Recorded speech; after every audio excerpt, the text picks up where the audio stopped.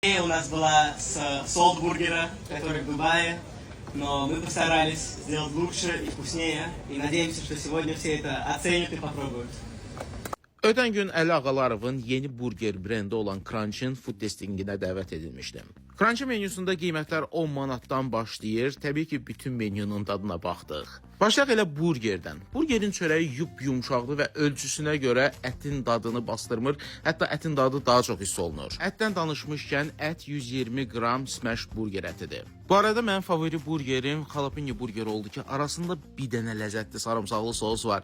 Əgər mənim kimi sarımsaq sevirsinizsə mütləq onun dadına baxmalısınız. Burgerlərdə ikinci favorim trüfel burger idi, amma bundan əlavə sizə məsləhət görürəm ki, spicy honey tenders'ın dadına baxasınız, çox dəli söhbətdir. Adına layiq üzərində xırçıltılı bir dənə kları, içində isə yumşaq sulu toyuğu var. Heç nə, Crunch'a uğurlar arzulayırıq. Hələ ki ilk filialdır və Sibrizdə yerləşir. Ümid edirik ki, tezliklə şəhərdə də filiallarını görəcəyik.